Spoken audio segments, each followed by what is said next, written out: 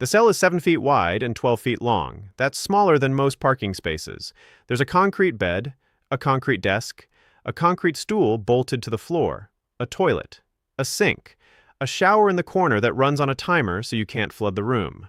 There's a small window, not to the outside world, but to a wall. Natural light, if you get any, arrives as a thin strip that moves across the floor as the hours pass. You will spend 23 hours of every day inside this room. For months, possibly years, possibly decades. And the question isn't whether this destroys people. The research on that is settled, consistent, and goes back nearly 200 years. The question is how? Exactly how does a human mind come apart when you take away everything it needs to stay intact? That's what this video is about. And by the time we're done, you'll understand why the UN Special Rapporteur on Torture called prolonged solitary confinement torture, and why that word, as clinical and extreme as it sounds, is the most accurate one available. Let's start with the number, because the scale of this matters. According to a 2023 report from Solitary Watch and the Unlock the Box campaign, based on the most comprehensive government data available, more than 122,000 people were held in some form of isolated confinement in United States prisons and jails on a single day in 2019. That's roughly 6% of the total incarcerated population. People have been held in solitary for weeks, for months, for years. According to a report from the Lyman Center at Yale Law School, more than 6,000 individuals in 2021 had been held in solitary for over a year. Some people have spent more than 25 years in segregated prison settings. Robert King and Jack Morris, two men who testified at the International Symposium on Solitary Confinement, had spent a combined 62 years between them in isolation. 62 years. And the research on what that does to a person begins not in a modern laboratory, but in the 19th century, when solitary confinement was first introduced as a reform, a humane alternative to physical punishment. The Quakers who advocated for it in Pennsylvania believed that isolation would give prisoners time for moral reflection.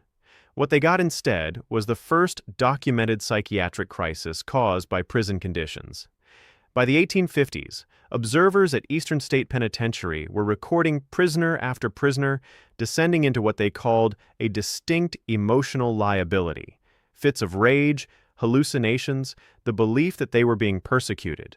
Charles Dickens visited Eastern State in 1842 and wrote that he regarded solitary confinement as a punishment that immures the victim in a living tomb, and that I hold this slow and daily tampering with the mysteries of the brain to be immeasurably worse than any torture of the body.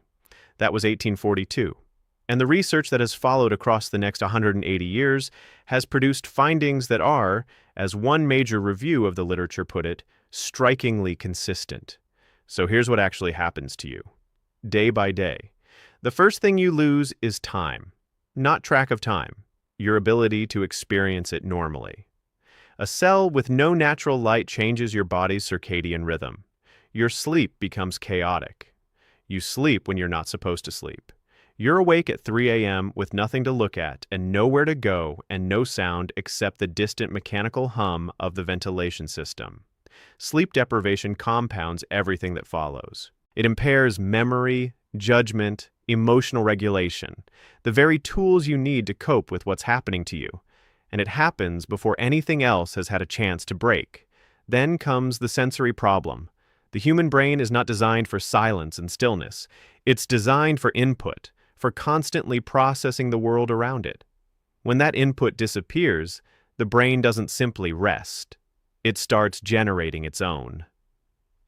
Researchers as far back as 1956, in studies documented by scientist Woodburn Herron, found that healthy, ordinary people, not prisoners, not people with mental illness, but university students, placed in conditions of prolonged sensory deprivation, began experiencing hallucinations within hours.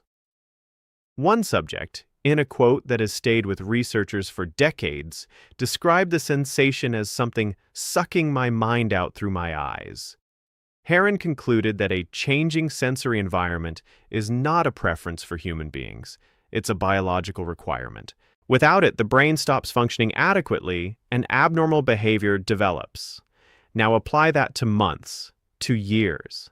Dr. Stuart Gracian, a psychiatrist at Harvard University Medical School, who has spent decades studying the effects of solitary confinement and has testified in court cases about it, identified a specific psychiatric syndrome that develops in people held in isolation.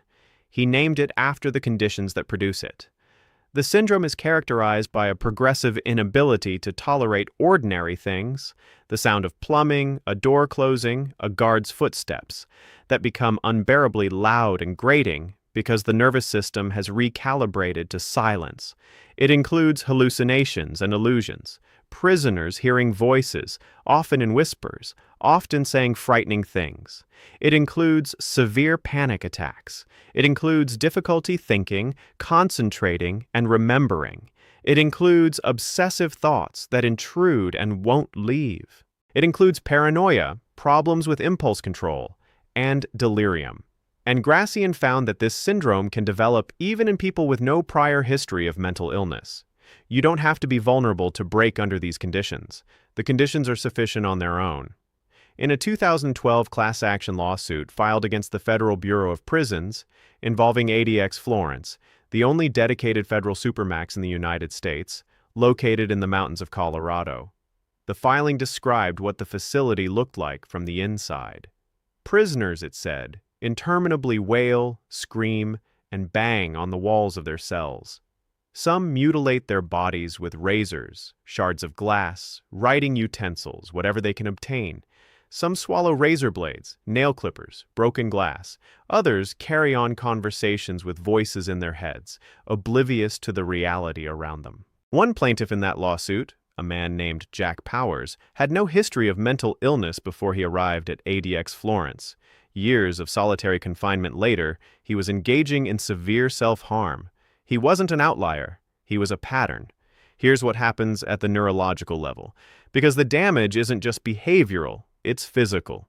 Studies using brain imaging, documented in research reviewed by legal scholar and assistant professor of criminal law at IE University, Dr. Federica Coppola, have shown that prisoners subjected to long-term solitary confinement exhibit measurable shrinkage in the hippocampus. The hippocampus is the region of the brain responsible for memory and spatial orientation. It shrinks.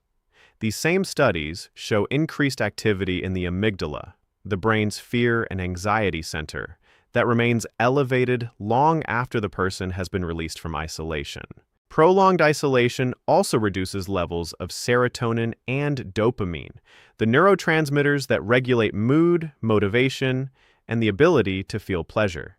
The brain in solitary isn't simply stressed. It's being structurally altered in ways that can persist for years, possibly permanently. And this is happening to over 122,000 people in the United States on any given day. Let's talk about the hour outside. At ADX Florence and facilities like it, the 23-hour-a-day confinement means that for 1 hour, sometimes at 2 a.m., sometimes at midday, depending on the schedule, you leave the cell, you're handcuffed, you're shackled, 2 or 3 correctional officers escort you. Your 1 hour of movement takes place in a space that's slightly larger than your cell but still enclosed, with no view of the sky except through a mesh ceiling. If you've earned the privilege, and it is framed as a privilege, you can make a phone call, then you go back, the door closes, the 23 hours begin again. One former prisoner described the adjustment process of returning to the general population after years in isolation. He found the noise of ordinary life, the sound of other people talking, of traffic, of a television in the next room, physically intolerable. The nervous system that had recalibrated to near total silence could not process normal sensory input without triggering what felt like a crisis. He described leaving a grocery store because the sounds were too much. He described flinching at touch because physical contact had become unfamiliar. The skills of ordinary social life, reading a room, responding to facial expressions, engaging in casual conversation, had deteriorated from years of disuse. Robert King, at the International Symposium on Solitary Confinement, testified that after time in isolation, he lost his interest in communicating entirely and experienced an emotional numbness that stripped him of basic social skills. You can relearn them, sometimes. but it takes years, and not everyone who comes out of long-term solitary makes it back. The suicide and self-harm statistics tell that story plainly. Research consistently links solitary confinement to dramatically elevated rates of both. The reasons aren't hard to understand when you've sat with the details. A person confined alone with no meaningful human contact, no stimulation, no sense of time passing productively, no hope of conditions changing, that person is living inside a crisis that has no visible end and no visible exit. Self-harm, in that context, isn't always an attempt to die. Sometimes it's an attempt to feel something. Prisoners have described cutting themselves just to feel the physical sensation, to confirm that the body is real, that they're still present inside it. That detail, cutting yourself to feel real, is the one that tells you everything the statistics can't. Now here's the part that makes this more than a prison issue. People who are released from long-term solitary confinement frequently go directly back into the community. According to research data, a 2007 matched control study of Washington state prisons found that people who spent time in supermax solitary had a 3-year felony recidivism rate of 53%, 15% higher than their counterparts in the general prison population. Among those released directly from supermax isolation into the community without any transition period, the recidivism rate was 69%. The system that was intended to protect public safety, to remove the most dangerous people from the population and contain them, is releasing people into your community who are more damaged, more isolated, less equipped for ordinary life, and statistically more likely to re-offend than if they'd never been put there. The isolation that was supposed to make society safer is making it more dangerous. The UN Special Rapporteur on Torture, Juan Mendez, said in 2011 that prolonged solitary confinement, which he defined as anything beyond 15 days, amounts to torture and should be banned. The Mandela Rules, passed by the United Nations in 2015, codified that position. The United States, which ratified the UN Convention Against Torture in 1994, has been specifically cited for its routine use of supermax isolation. The legal question of whether solitary confinement constitutes cruel and unusual punishment under the Eighth Amendment of the U.S. Constitution has been debated in courts for decades without definitive resolution. The medical evidence is not similarly ambiguous. The medical evidence, consistent across nearly 2 centuries of research, says clearly this breaks people every time. Given enough time, the outcome is not in question. Only the timeline varies. The 7-foot by 12-foot cell we started in hasn't changed. The concrete bed, the concrete desk, the shower on a timer, the thin strip of light moving across the floor, the 23 hours that follow the 1 hour. What has changed is our understanding of what those conditions do, not as a theory, not as a suspicion, but as a documented, measurable, neurological fact. The question of whether we continue doing this, and to how many people, and for how long, is not a scientific question anymore. The science is answered. It's a choice. And right now, according to a report published in 2023, that choice is being made 122,000 times a day. If you want to understand what the experience of incarceration does to people more broadly, not just solitary, but the full architecture of the prison system and what the evidence says about what actually works, that video is linked right here. And if this kind of content, the kind that explains what's actually happening behind closed doors, is why you're here, subscribe. A comment below with the detail from this video that you'll still be thinking about later. For me, it's cutting yourself just to feel real. That sentence changes how you understand everything else.